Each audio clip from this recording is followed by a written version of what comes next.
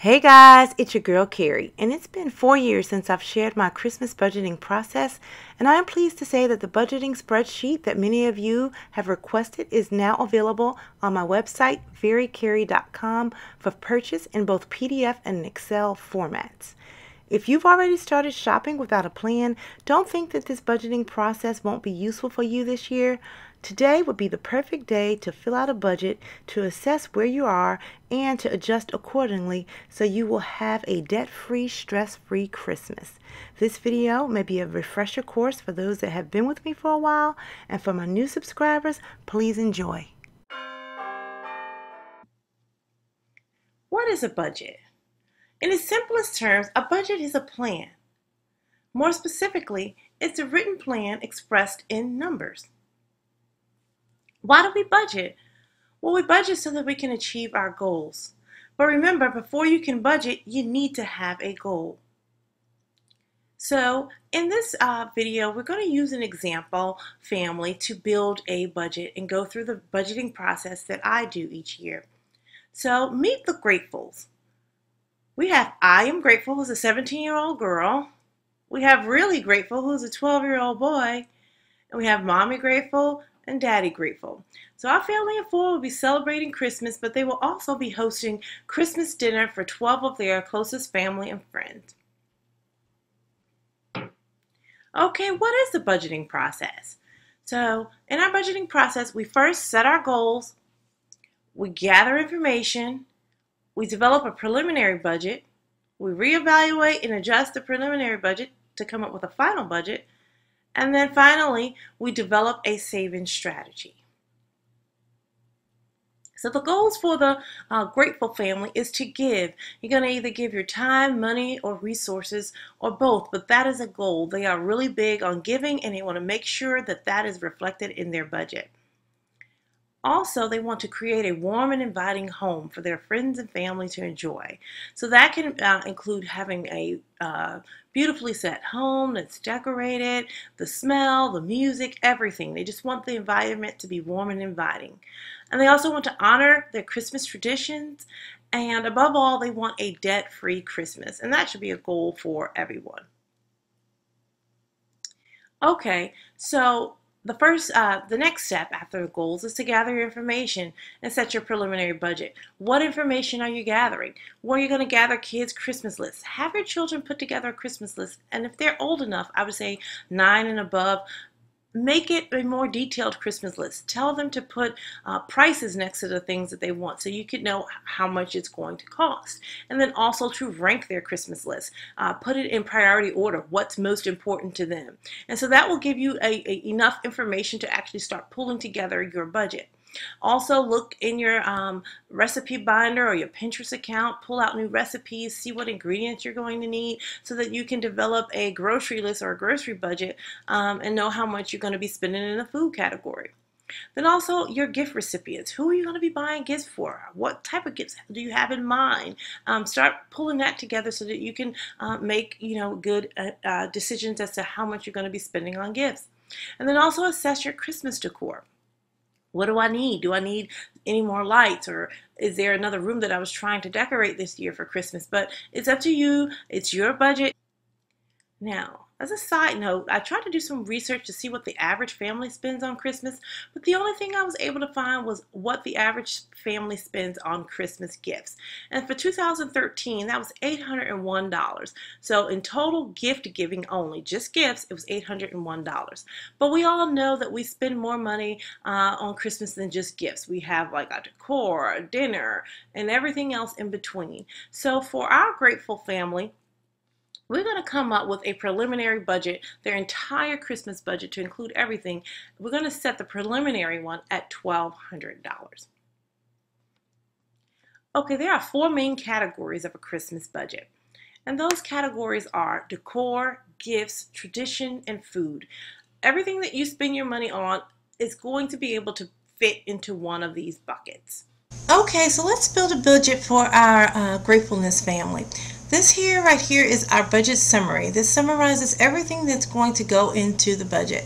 And so this first item up here is a budget. And we're going to put in our $1,200 because that's the preliminary amount that we budgeted for this family. Spending today, it just actually calculates all of the spending that we've done to date and tallies it here to let me know what amount I have left to spend. If I overspend, this will turn into a red negative number. This section down here just kind of summarizes each of the categories that are going to be detailed out in the other sheets. So we'll come back to this budget summary and look at it a little bit further once we've actually completed the items in our budget. So let's move on over to Christmas decor. In our Christmas decor section, I just basically have two columns, one that says current season decor and off-season decor. Current season decor is usually going to be fairly small because you're just going to put things in there that you cannot buy off-season, like fresh flowers, or if you're going to do an arrangement, or if you run out of tape, or something just small and random. Because most of the time, what I think people forget to do, and what I want you to get out of this decor section, is that buy your decor off season. So budget into the current year's budget to buy things off season, so that way you can take advantage of the sales. So if you've seen any of my haul videos when I'm doing fall and winter hauls, that's because I'm picking up the sales in off season. So that's what you would just put in here. Now if you're new to Christmas, or just now having your first Christmas, you would go ahead and list Christmas tree ornaments, everything like that, and then just put in what it's going to cost you, how many, and then don't forget the tax, and that will give you a good picture of your budget for decor. So you enter in your decor, and for this family we're going to have $75 worth of decor. Then in food, your food budget, this should definitely be a detailed grocery list. Just for purposes of this example, we just put in the categories. And I'm just going to go ahead and say it's $20 for every single category, just to save time. And you have that here. So in your food, you're just going to go pull your recipes, figure out the ingredients, and write a detailed grocery list to kind of come up with what your food budget would be. And you can look at this, and then you'll come down to a total, and that's what you would have there. Then in your festivities and traditions, you want to make sure that you go ahead and include anything that you might do that's related to Christmas that's a festivity or tradition. Do you buy new pajamas each year? Do you have a movie night? Anything like that. You want to make sure you include any Christmas parties that you're attending, whether it's an office party or a neighborhood party. Your school's kids' Christmas parties, do they do anything for that? And then so on and so forth. So just put down everything that you might do. And another area is Christmas clothing and grooming. Are you buying any new Christmas dresses or suits or anything like that for a Christmas picture or a party? Make sure you include that. And then also Christmas travel. Do you have to travel to a relative's house for Christmas, or are you staying home for Christmas but the day after Christmas you go on vacation? If you haven't budgeted for Christmas travel in your vacation section of your budget, put it here. So I'm going to go ahead and drop in some numbers for our grateful family, and we'll just put some fake numbers in there for that. So for our grateful family, after inputting all the things that they needed, they realized that they're going to need $259 for their Christmas traditions and festivities. Now moving right along to gifts. Again, gifts is a large category, so they're divided up into four broad categories: immediate family, extended family, kids' Christmas list, and other. Basically, immediate family is just that, everyone that lives in your household. If you're divorced, then you would include your children and stepchildren that are living with you or living with the other spouse. Extended family would include like your parents and nieces and nephews. Kids' Christmas list, if your child doesn't budget for their own Christmas list, you would include this here, because I know many people give their children money to go out and buy their own gifts. For purposes, our kids usually buy the mom and dad, their grandparents. They get to choose one best friend and exchange gifts with each other. But if they're managing their own budget, you wouldn't have this line item. And then other would be for everything else and anything else that you buy gifts for. Churches, teachers, what have you, your landscape or mailman. But what I want you to remember in other is to make sure that you put in something for off-season shopping. Again, you want to have enough money to catch those sales after Christmas ends. So I'm going to go ahead and put in some numbers for this family, and we're going to just really dive into and focus really on how to build a child's budget. So after inputting all the variables into the different sections of the budget, we realized that we had come up with a total gift budget of $1,310. Now let's move on over to how we build a kid's Christmas list. This is my oldest daughter Taylor's Christmas list from 2014. She is now a senior in college, and I will continue to use this list as an example because all she requests for Christmas these days is money and practical items like a gas card, car insurance, etc. The list is written in priority order along with the prices. I don't panic when I see the $2,569 total. Instead, this is what I do. So after looking at my child's handwritten budget, I input everything into my children's budget analyzer. And in here, I just basically put the item, how much it cost, any adjustments that I need to make to it, and what I'm willing to pay for it. I also look at if it's a want or a need, and then who's going to buy it. So I'm going to give you three ways that you can get large ticket items for your child. So her first item is a Beats noise canceling headphone. For you guys that don't know what Beats are, those are designer headphones made by Dr. Dre. They cost $229. I first asked, is this a want or need? And this is actually both. Because she's like, I'm going off to college. I need to have, quiet and silence in a room. So I need to get these noise canceling headphones. I'm like, okay, you do need noise canceling headphones, but maybe not Beats.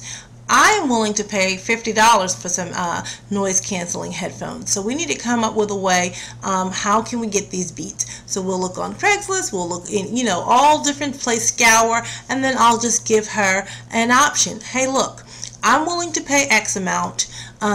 If you still really want these, then you would go ahead and have to put in your money for the rest. The last thing you want to do is buy a teenager something that you think they should have with your cost and they don't use it. You're wasting money because you're not going to be the headphone police and go around and monitor to make sure that they're wearing them. So then at this point the child will decide whether or not, do I want to spend my money on these headphones or do I want to take what my parent is giving me?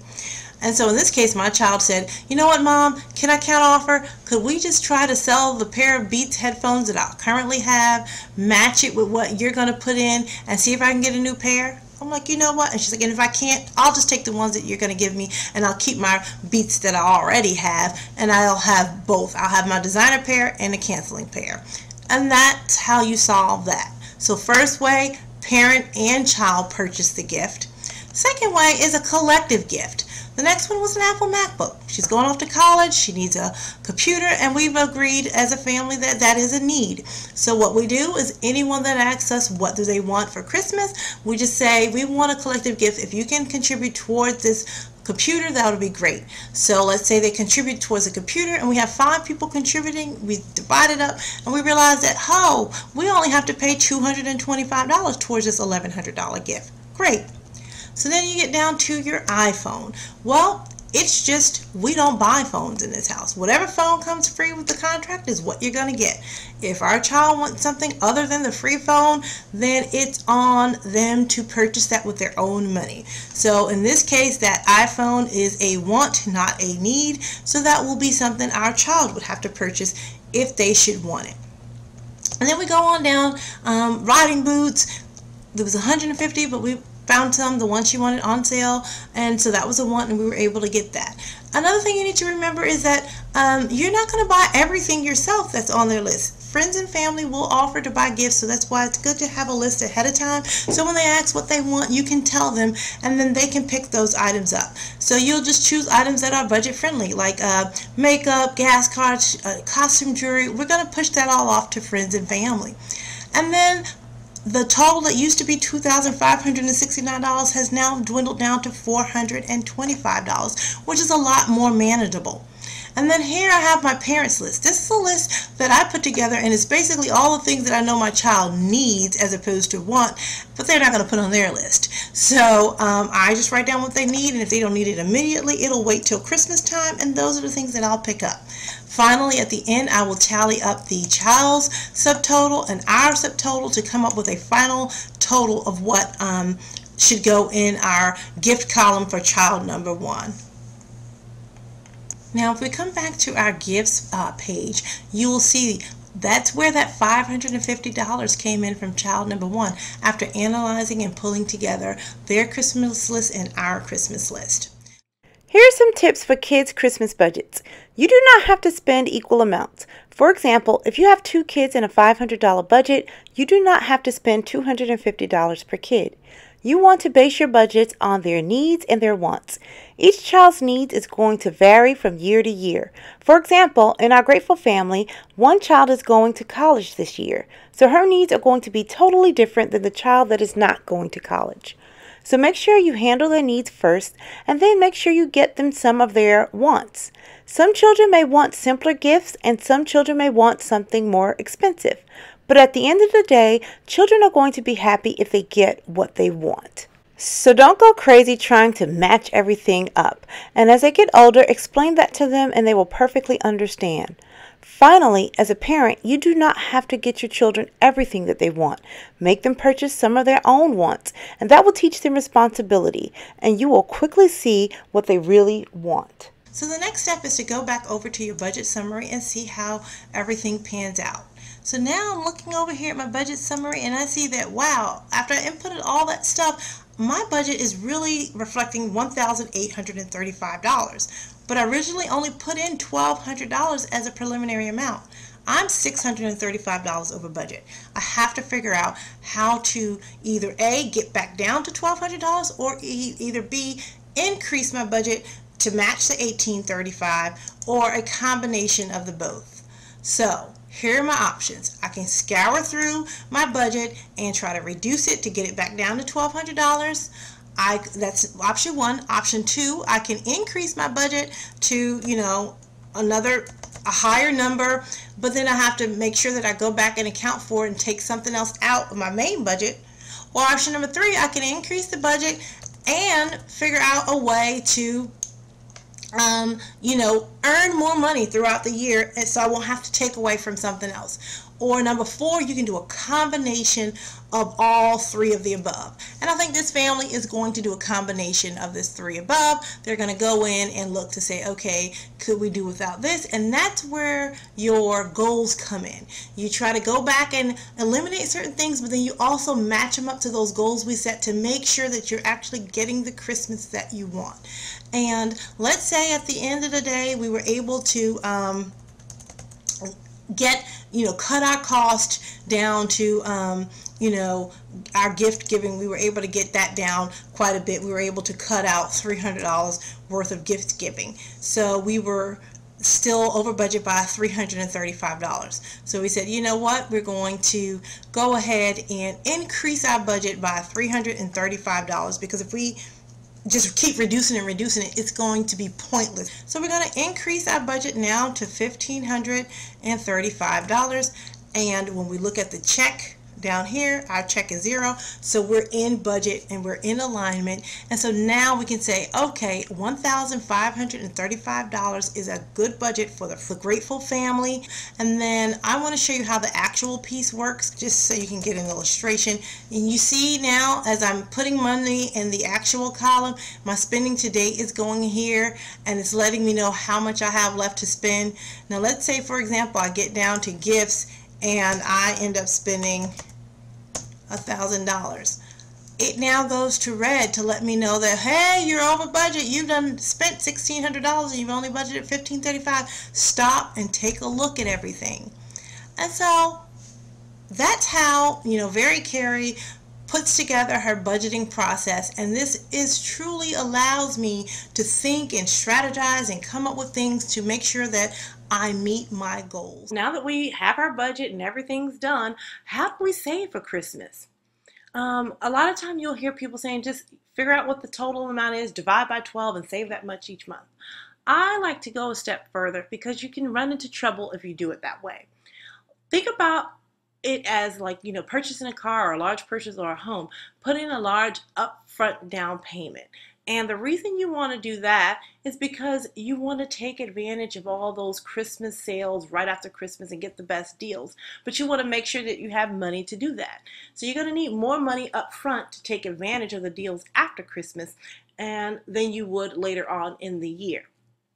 So, for example, if your budget is $1,200, I would try to, in January, when I set up my budget, make sure I put away as much as I can for Christmas. So, if I could put away $500, put away $500 for that month, and then take the rest, the remaining $700, and split that over 11 months. And, that way you would only be saving, $70 or so per month as opposed to the $100 a month. If you can't do that much in the first month of January, try to do as much as you can in January and February. Maybe 250 January, 250 in February. The key is to remember as much as I can save up front, so I'll have money to take advantage of the sales. That's the goal. So after you've established how and when you're going to save your money, where do I save it? What do I do? You can use the cash method, but the cash or envelope method where you just take out money each month and put it in an envelope and use it as you go. I really don't prefer that because I don't like to carry a lot of cash, nor do I like to keep a lot of cash in my home. I like to use what's called the DIY prepaid credit card method. In a nutshell, basically what I do is go on my online banking account and set up 12 payments to automatically be paid to a card that's specifically for Christmas, Christmas dealings. And so each month, my bank will just automatically pay that credit card. My credit card will have a negative balance, and that means I actually have cash to spend. So when I need to purchase something, I just go out and buy it. I don't have to worry about writing a check at the end of the month because I don't owe a credit card bill. I'm just really eating off of that credit each month. So guys, I hope you enjoyed this video. Head on over to verikeri.com to order your budgets in either the PDF format or the Excel download. And until next time, I'm going to keep calm and carry on. Bye guys.